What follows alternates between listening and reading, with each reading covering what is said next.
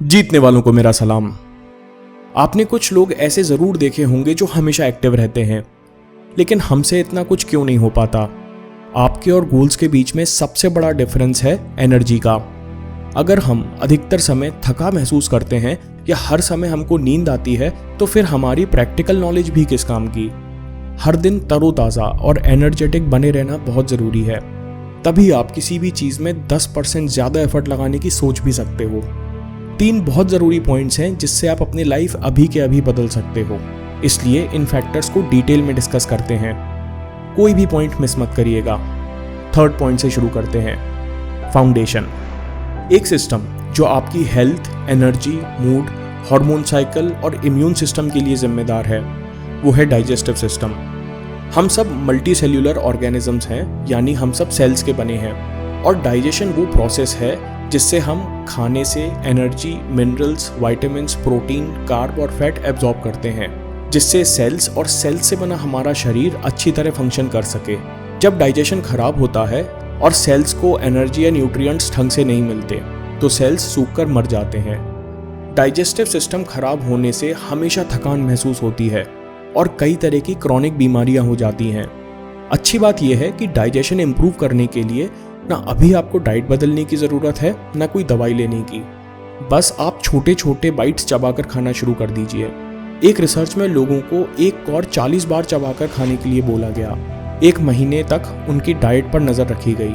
Research में मोटे और पतले दोनों तरह के लोग थे, और रिसर्च में यह देखा गया कि ज़्यादा चबाने से लोगों की डाइट कम हो गई, उन्हें कम खाने में ज़्यादा सेटिस्फेक्शन महसूस होता था, और कई लोगों की कॉन्स्टिपेशन और एसिडिटी की परेशानियां भी ठीक हो गईं। जब हम एक कॉर्न चबाकर खाते हैं तो पेट और आंत में ब्लड फ्लो बढ़ जाता है। मुंह ज़्यादा सलाइवा छोड़ता है जिसमें डाइजेस्टिव एंजाइम्स होते हैं, जिससे डाइजेशन में आसानी होती है। अगर आप यंग हैं और आपको डाइजेस्टिव प्रॉब्लम्स होने लगी हैं, तो सबसे पहले इसे ठीक कीजिए और खाना खूब चबाने की आदत डाल लीजिए। और बस एक छोटी सी प्रैक्टिकल आदत से आप जिंदगी भर एनर्जेटिक और हेल्दी बने रहेंगे। पॉइंट नंबर 2, हमारा शरीर और हमारा प्लैनेट 72% पानी है।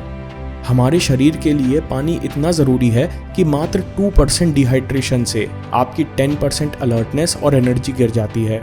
साइंटिस्ट ऐसा मानते हैं कि जब शरीर में 1.25% ज़्यादा डिहाइड्रेशन होता है, यानी 1.25% पानी कम होता है, तो ब्लड का वॉल्यूम कम हो जाता है, जिससे हार्ट को पूरे शरीर में ब्लड पंप करने में दिक्कत होती है और पूरे शरीर में ठीक से ऑक्सीजन नहीं पहुंच पाता।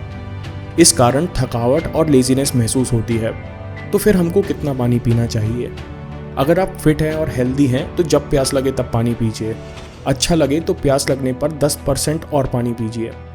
और अगर आप थके रहते हैं तो अपना यूरिन कलर चेक कीजिए। अगर मैक्सिमम समय आपका यूरिन क्लियर रहता है तो सब ठीक है, और अगर यूरिन कलर्ड है या डार्क है तो पानी का रेगुलर इंटेक बढ़ाइए।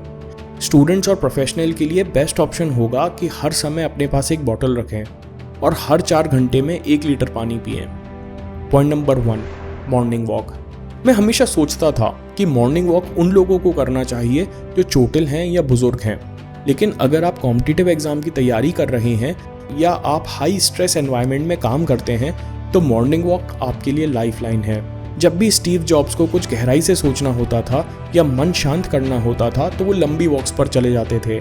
लेकिन मॉर्निंग वॉक बाकी सबसे इतनी इफेक्टिव क्यों है? Only 12 minutes. साइकोलॉजिस्ट कहते हैं कि केवल 12 मिनट की मॉर्निंग वॉक काफ़ी है। यूनिवर्सिटी ऑफ मिशिगन की रिसर्च में देखा गया कि नेचर में सिर्फ 12 मिनट चलने से स्टूडेंट्स ने ज़्यादा कॉन्फिडेंस, मेंटल शार्पनेस और खुशी महसूस की। जेफरी मिलर कहते हैं कि ये फीलिंग्स हमारे दिमाग में हार्ड वायर्ड हैं।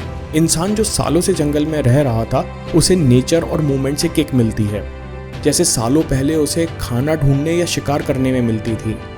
हमको ये किक, कॉन्फिडेंस और मेंटल शार्पनेस चाहिए, जिससे हम हाईली कॉम्पिटिटिव एनवायरनमेंट में अच्छे से अच्छा परफॉर्म कर सकें और खुश रह सकें। दोस्तों, अगर ये वीडियो आपको पसंद आया तो जीनियस सीरीज ज़रूर देखिए, जहां हमने स्मार्टनेस और इंटेलिजेंस पर लेटेस्ट रिसर्च देखी।